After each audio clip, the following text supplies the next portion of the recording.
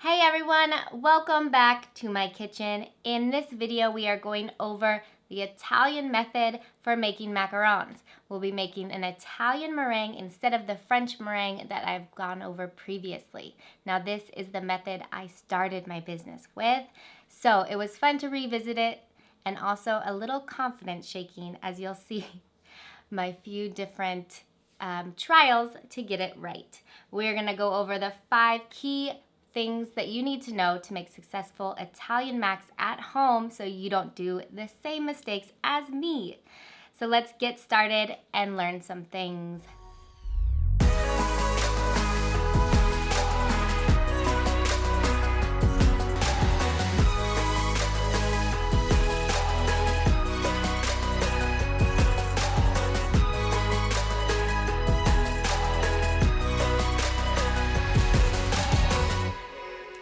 So let's just start with the differences between the French and the Italian methods, and it is the meringue.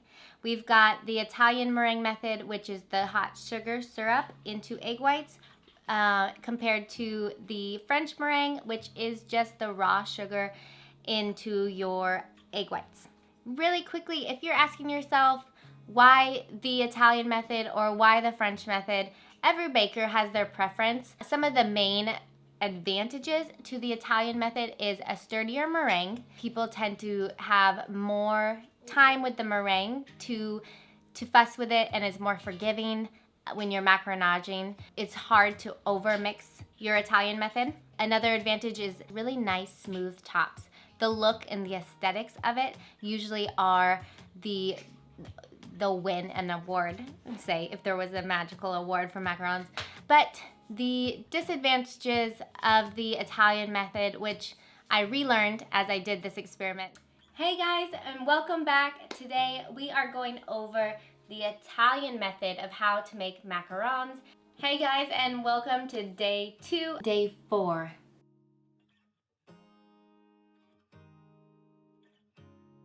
I relearned that they're more finicky in your oven when you don't have a really nice commercial grade oven or a fan in your oven. Also, Italian method is more dishes.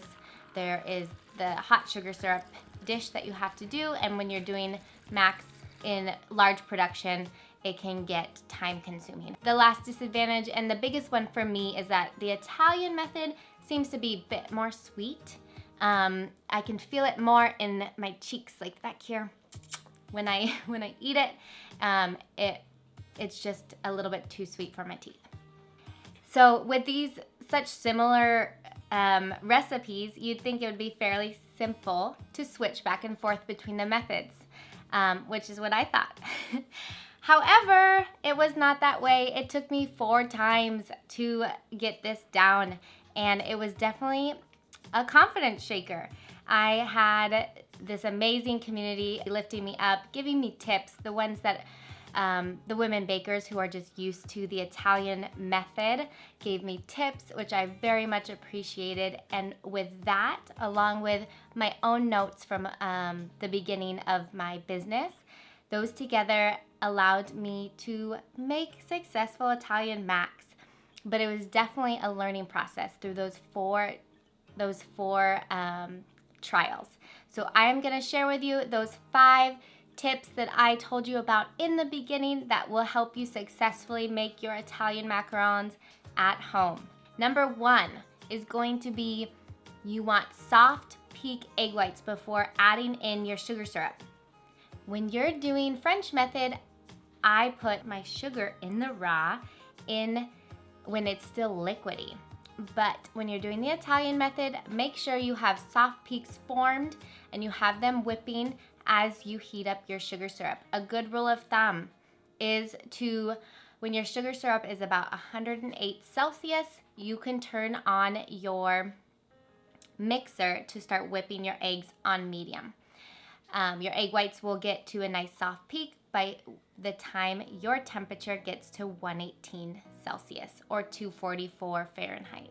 And that brings me to the temperature. You definitely want to get it to the 118, 244 Fahrenheit mark. This is critical. You need a thermometer for this method because if it's too high, you could get fragile tops. too low of a temperature, you don't evaporate enough moisture and you'll get wonky, lopsided macarons. So make sure you've got your sugar syrup and your thermometer calibrated and it's at the right temp.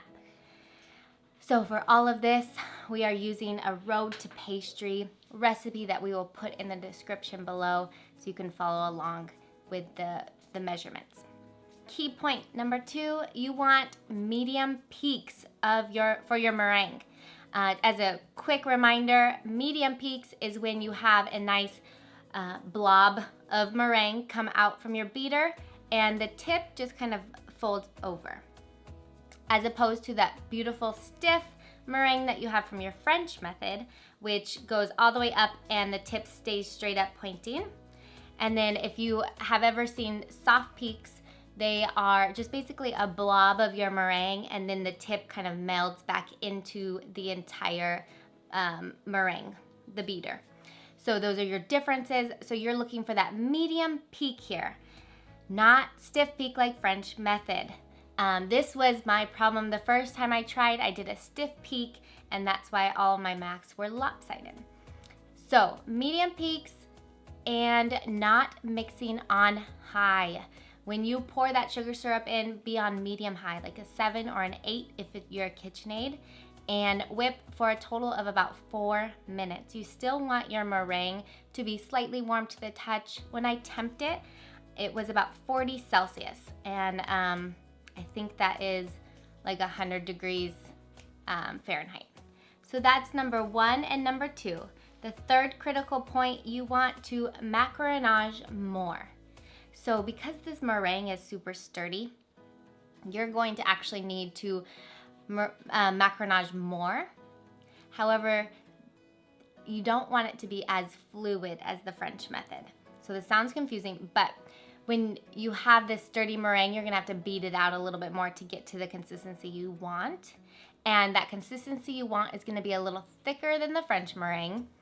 It's going to take about 10 to 20 seconds to meld in when you're doing your ribbon stage. You still want it to be a nice ribbon stage, but it's gonna take about 10 to 20 seconds to meld into the batter back into itself. Whereas I feel like the French method is about 10 seconds tops. It's a lot more fluid because your meringue isn't as thick and strong. Moving on to critical point number 4. So this one is very simple. No resting necessary. This was my favorite. It was definitely an advantage for the Italian method macarons. I didn't have to rest one bit. So I was surprised. I didn't believe it. No cracking happened though, no matter what surface I had it on. Parchment, Teflon, silicone mats, everything worked, no rest. So that was great. And the 5th critical point that I will go over is venting your oven. These cookies, I feel like the Italian method is so much more finicky with at least my conventional oven that does not have a fan. I feel like if you have a convection and you have really good airflow in your oven, the Italian method might be the way to go. But when you don't have a fan, it's very difficult for the Italian method to rise up evenly and to get all even feet.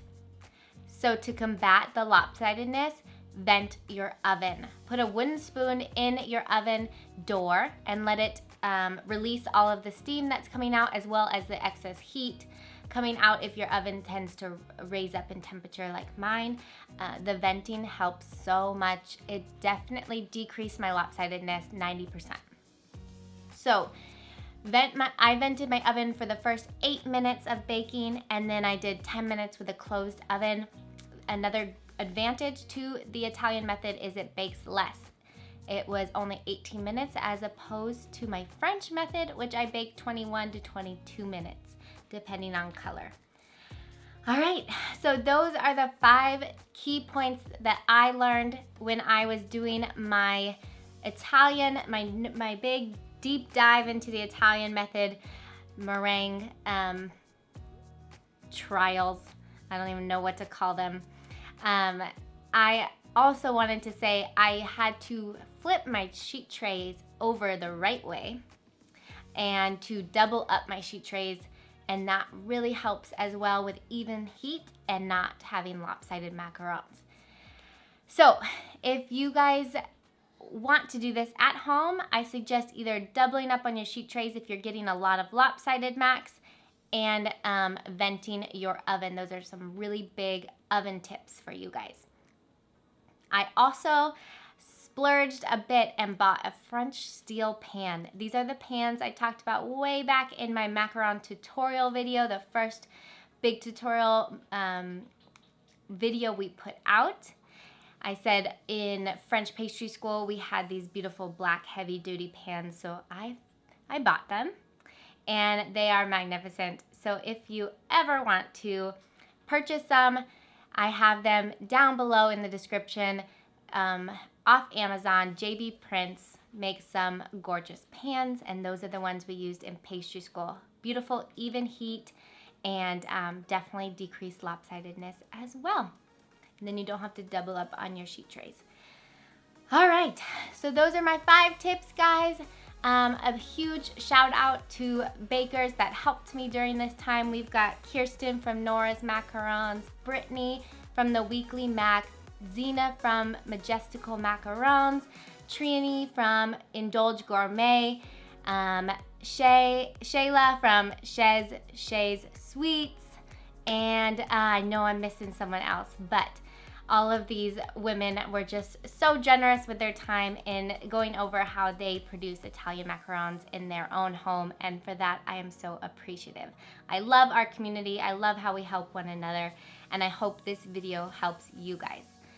If you've liked this video, please subscribe to our channel down below and like it. It helps immensely, and of course, as always, we love you guys and we appreciate all the comments. Start a conversation down below if you have any questions.